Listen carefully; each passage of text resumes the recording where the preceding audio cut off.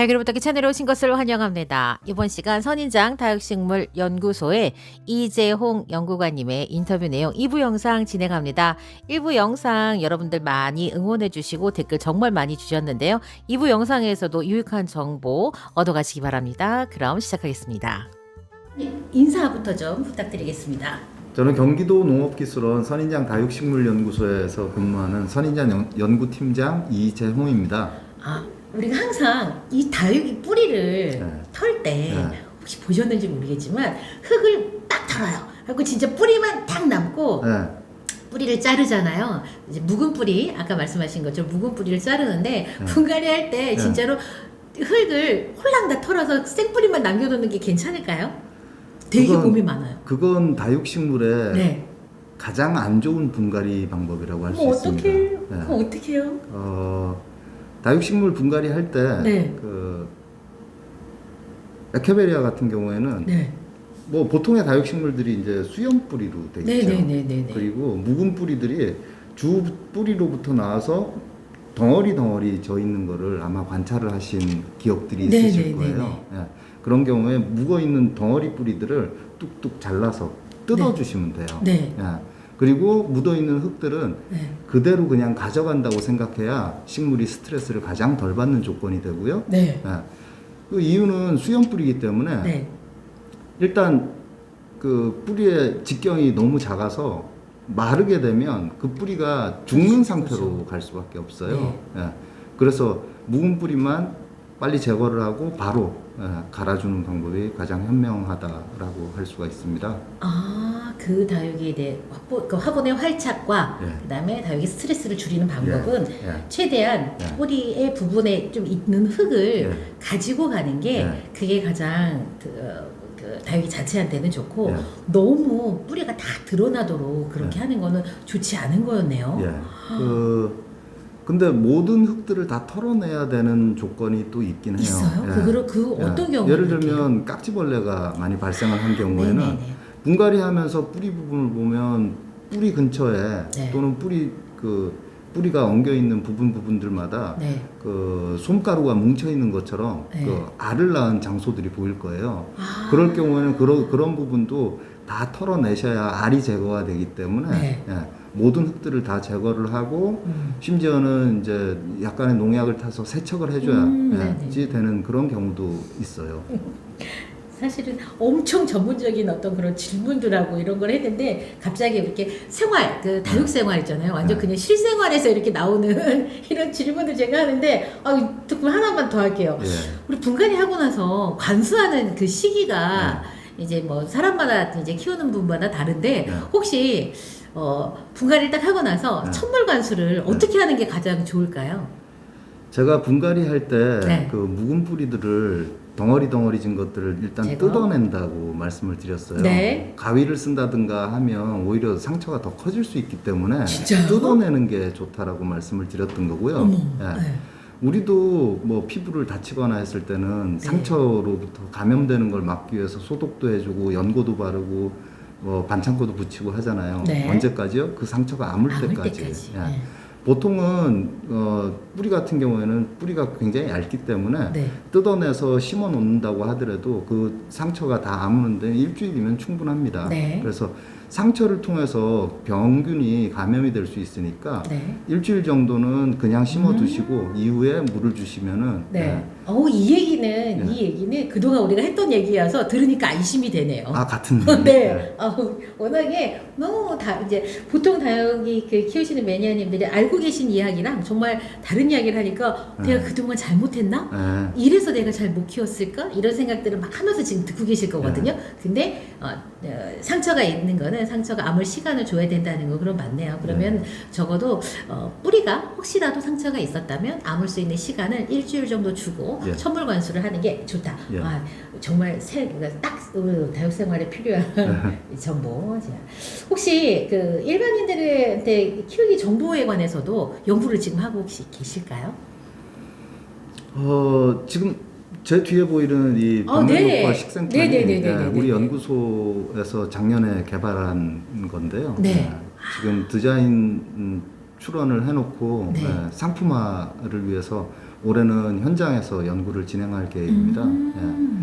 꼭 그 화분에 키우는 것뿐만 아니고 네. 이런 뭐 요새는 플랜테리어라고 하잖아요. 네. 실내 조경용으로 사용하는 것들도 네. 잘 키울 수 있는 소재를 선발을 하고 네. 또 이런 것들을 관리하는 방법까지 연구를 해서 네. 소비자들도 다 같이 이러한 결과물들을 즐길 수 있도록 그렇게 연구를 진행하고 있습니다. 아우, 듣던 중 정말 반갑습니다. 사실 저는 어떤 부분의 정보가 가장 조금 이렇게 원했었냐면 실험을 통한 네. 증명이 가능한 전문적인 지식이 있었으면 좋겠다라고 네. 생각을 했었거든요. 예. 근데 이제 매니아들이 경험적으로 체득한 그런 정보도 네. 중요하지만 네. 과학적인 데이터가 있는 이런 정보들이 정말 중요하다고 생각하는데 네. 지금 보면은 이 어떤 선인장 다육식물 연구소에서는 뭐 일반인들한테 공개하는 정보인지는 모르겠지만 제가 이제 찾아보는 어떤 실험 결과 보고서 같은 이런 네. 정보들이 있고 네. 알리다육에 대해서도 좀 설명을 조금 해주세요. 국내에서 소비자들이 네. 다육식물의 정보를 접근하기가 쉽지 않은 게 현실이고요. 네. 알게 되는 정보들도 예를 들면 학명이 다르다든가 네. 이름이 다른 네. 농장에서 키우는 분들 이름이 다르고 또 키우는 소비자들 이름이 다른 그런 경우들을 많이 보셨을 거예요. 네, 연구도 그런- 하셨잖아요. 그런 네. 오류들을 줄이기 위해서 네. 우리가 사이트를 만들고 거기다가 정보를 구축을 해놨는데요. 네. 지금까지 한 1000종 정도의 다육식물 정보를 거기다가 담아드렸고요. 우리 연구소에서 제공하고 있는 그 식물원 같은 네. 유전자원 센터가 있는데 네. 실제로 와보지 않으셔도 둘러볼 수 있는 그런 상황을 그런 그 환경을 구축을 해놨습니다. 그러면 알리다육에 들어가시면 네. 다육식물에 자주 발생하는 병해충이나 네. 뭐 일소 피해뿐만 아니고 그 이름 검색이나 네. 이런 것들을 해보실 수가 있고요. 음. 아울러서 우리 연구소나 우리 연구소에서 하는 행사들을 네. 홍보하는 영상들도 있으니까요. 네. 찾아와 주시면 되겠습니다. 여러분들, 자, 알리다육이라고 하는 검색을 하시게 되시면, 알리다육에 보면은 이제 인터넷 식물원이라고 표현을 해야 될까요? 자, 거기에 지금 정보를 이렇게 제공하고 있다고 하니까, 혹시 궁금하신 분들은 알리다육 검색하셔서 검색을 일반인들이 베란다에서, 키핑장에서, 옥상에서 이제 많이 키우잖아요. 네. 혹시 이렇게 키워낸 그런 다육이들을 혹시 피드백으로 받아보시거나 혹시 그런 적이 있으세요? 그러니까 뭐 모닝듀라든가 아이시 그린을 베란다에서 예쁘게 키워내는 그런 매니아들 혹시 보신 적 있으세요? 그래서 예쁘다라기보다 네. 그 소비자들이 네. 이게 이름이 뭐냐라는 식으로 해서 저희한테 연락을 해오는 경우가 많아요. 다육식물의 예. 이름에 관해서? 예. 네. 근데 그 소비자들께서 제공해 주시는 사진을 보면 네. 그 이름이 뭔지 저도 모르겠더라고요. 이미 사올 때의 형태에서 무슨 얘기하시는지 알 것 같아요. 네. 굉장히 뭐 퍼졌어. 웃자라 있고 네. 색상도 없어진 상태고 아. 잎도 너무 뭐 듬성듬성해졌고 그래서 이게 도대체 뭘까 하는 생각을 했는데요. 잘 키우는 경우라고 해서 보여주시는 경우에는 또 이제 너무 식물이 조그맣고 영양 상태가 안 좋은 대신에 색상은 아주 잘 들어있는 네. 그런 경우들을 보게 됩니다. 어찌 보면 우리가 잘 키우고 싶지만 잘 키우지 못한 식물이나 또는 네. 우리 욕심에 따라서 키운 그런 형태들이 아닌가 싶은데요. 식물을 건강하게 자랄 수 있도록 해주는 것도 네. 우리가 지속적으로 식물을 사랑할 수 있는 방법이 아닌가 생각합니다. 어머, 어떡해. 자, 여러분들 아마 들으시면 뭐야? 내가 이렇게 키우고 있는 게 그렇게 예쁘게 키우는 건 아니었던 거야? 라고 생각하실 분들은 쬐끄맣게 색을 내려고 진짜 우리 달군다고 표현하거든요.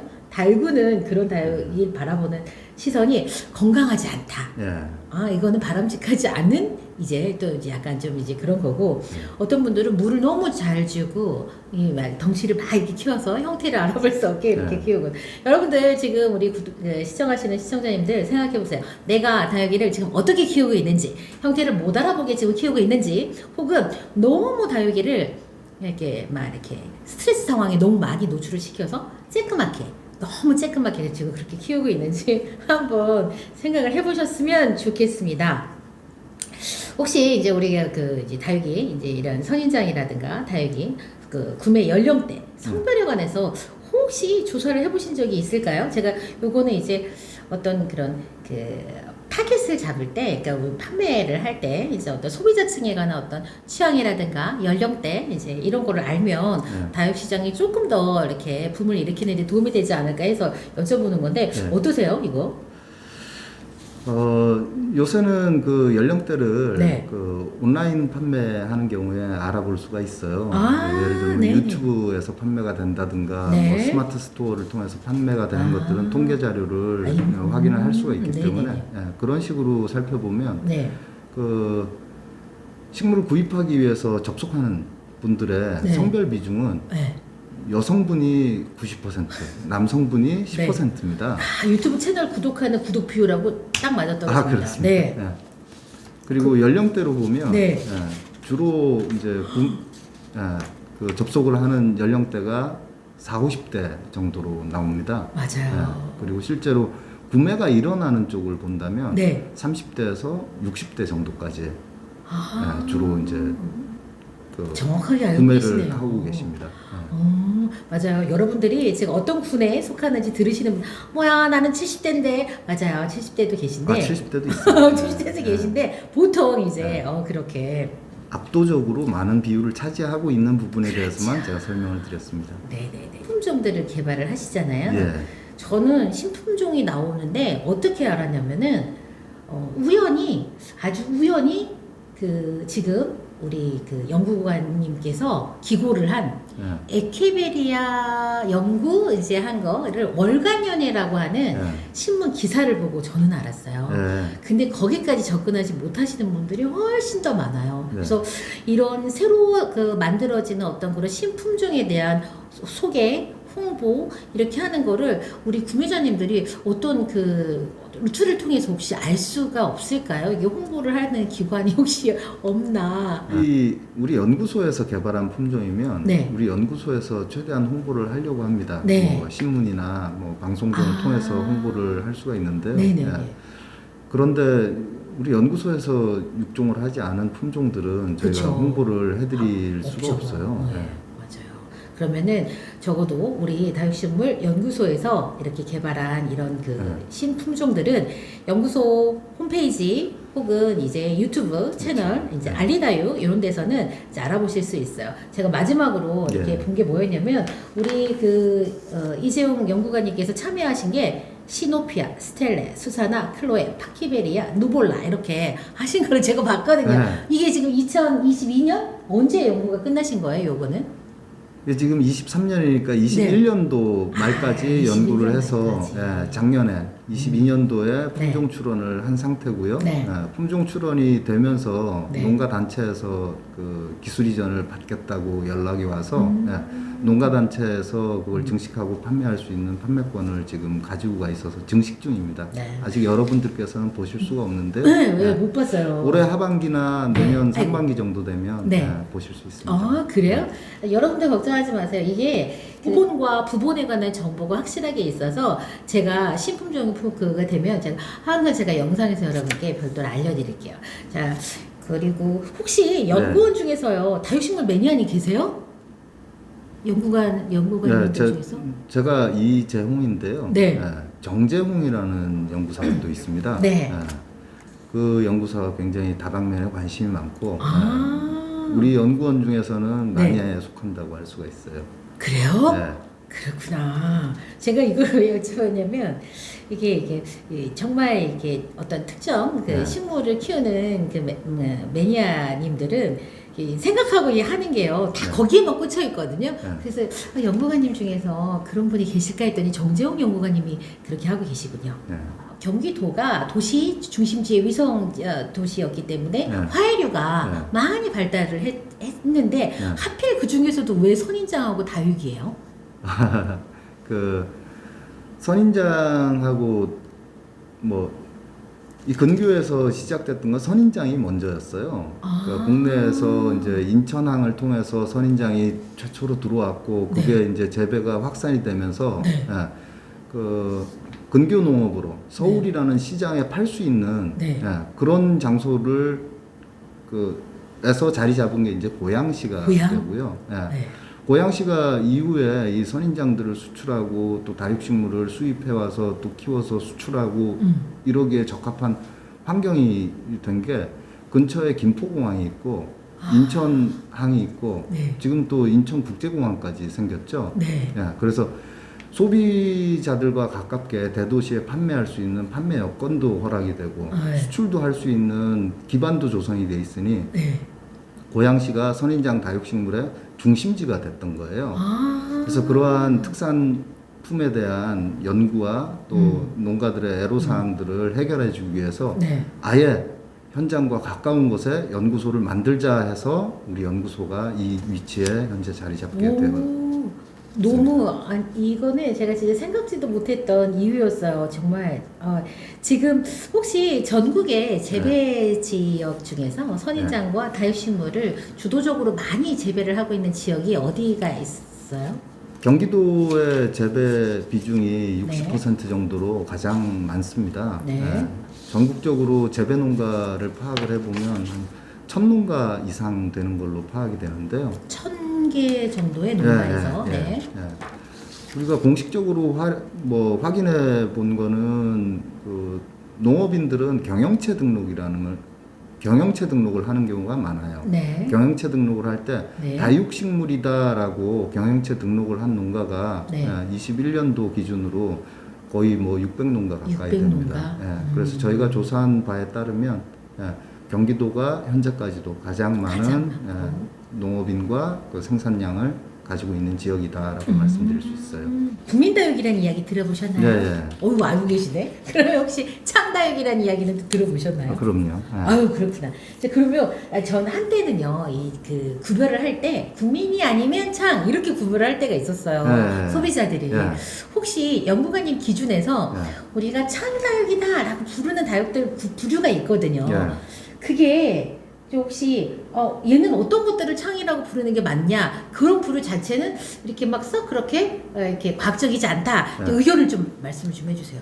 창다육이라고 부르는 것 자체가 네. 전혀 과학적이지 않습니다. 아이고야. 네. 에케베리아에 속해 있는 그룹을 네. 창으로 분류를 하기도 하는데요. 네.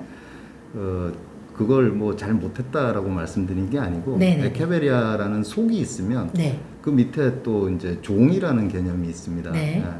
에케베리아 중에 종명이 아가보이데스라고 들어가는 것들이 있는데요. 네. 아가보이데스라는 학명을 원어적인 뜻에서 해석을 해보면 네. 아가베라는 식물에서 나온 이름이에요. 아가베? 네. 아가베라는 거는 용설란 같은 네. 흔히들 알로에하고 헷갈려 하시는 그런 종류인데요. 잎끝이 뾰족하고 잎이 가늘면서 뻗어나가는 형태를 갖춘 에케베리아 종류를 에케베리아 종을 아가보이데스라고 부릅니다. 그런데 일본을 통해서 이 아가보이데스가 우리나라로 소개가 될 때 가장 인기를 끌었던 게 매혹의 창이라는 품종이 있었어요. 단일 품종인가요? 그룹인가요? 품종입니다. 단일 품종인가요? 네. 그래서 이제 매혹의 창, 립스틱 이런 종류인데요. 네. 매혹의 창 그러다가 짧게 부르는 게 매창이 됐다가 그걸 더 짧게 부르다가 창 그리고 그러한 부류들을 뭉뚱그려서 그냥 창이라고 부르시는데 네. 그 부류들을 정확히 부르시는 이름은 아가보이데스 개라고 부르는 게 맞습니다. 와. 이게 제가 이제 이 부분은 제가 막연하게 이제 생각을 했던 부분이었어요. 적어도 창이라고 이제 우리가 말하는 창이라고 한다면 교배 정도 부모가 다 아가보이데스여야 걔도 그냥 아가보이데스 창이라고 하는 거지 외형이 그렇다고 해서 다 그걸 그럼 아가보이데스나 창이나 이렇게 부르는 거는 좀 외형 가지고 구별을 하는 건 좀 문제가 있을 수 있겠네요. 근데 외형 갖고 다 창이라고 부르는 것 자체가 이제 외형적으로 소비자들이 부르는 거기 때문에 거기에는 크게 문제는 없어 보입니다. 학술적으로 따져 본다면 아가보이데스 그 종이 아니고 뭐 에케베리아 중에서 아가보이데스라는 종하고 예를 들면 에케베리아 중에 뭐 섭세실리스라는 숲세실리스라는 그런 종 간에 교배를 했다면 네. 그 교배해서 나온 품종의 이름은 종명이 없는 상태로 에케베리아 예를 들면 네. 재홍 네. 이런 식으로 이름을 붙일 수가 있어요. 네네. 그러니까 부모가 그 교배가 되면서 네. 어느 종이라는 특정 종이 사라져 버렸기 때문에 네. 형태가 그렇다고 해서 뭐 창종류라고 부를 수 있지만 네. 아까 말씀드렸듯이 창이라는 거는 아가보이데스계를 지칭을 한다 말씀드렸는데 예, 아가보이데스계는 아닌 거죠. 네. 예. 그런데 똑같이 에케베리아 아가보이데스 뭐 매우개 창하고 네. 에케베리아 아가보이데스 립스틱하고 네. 교배를 해서 새로운 품종을 만들었다면 네. 그건 창종류가 확실한 거죠. 그래서 우리 그 구독자님들, 시청하시는 분들, 이게 창이에요, 아니에요, 구별 좀 해주세요라고 하시는 댓글들이 되게 많아요. 근데 이제 그 이유가 보통은 국민다육은 가격대가 상대적으로 저렴했던 때가 있고, 요런 창이라고 부르는 이 식물들이 상대적으로 가격대가 3배, 4배 정도 됐기 때문에 그 다육들만 특별하게 대우를 해주고 싶으신 거예요. 그래서 그런 구별을 이렇게 하려고 했었지만, 그거는 이제 우리가 창이라고 하는 거는 외형에서 하기보다는 이제 이렇게 따져서 본다면 굳이 창이 아닌데도 창이라고 이야기하는 애들도 있고 창인데도 창 그 대우를 못 받는 다육이가 또 있고 그런 거네요. 그러니까 꼭 그것만 갖고 이렇게 이걸 이렇게 구별을 할 필요는 없으니까 여러분들도 이제는 조금 더 편안하게 접근하셨으면 좋겠습니다. 새로운 품종 하나를 연구하고 개발하는 데 시간과 비용은 제가 그냥 여쭤본 건데 시간은 어느 정도 들까요? 지금까지 선인장 다육식물연구소 선인장 연구팀장 이재홍 연구관님과 이야기를 나눴는데요. 여러분들 어떠셨나요? 저는 개인적으로 제가 궁금했던 부분들을 좀 질문을 했던 터라 우리 구독자님들께서 궁금해하셨던 포인트하고 이게 맞았는지 매우 궁금하네요. 여러분들 댓글로 응원 부탁드립니다. 저는 다음 시간 다시 뵐게요. 안녕히 계세요.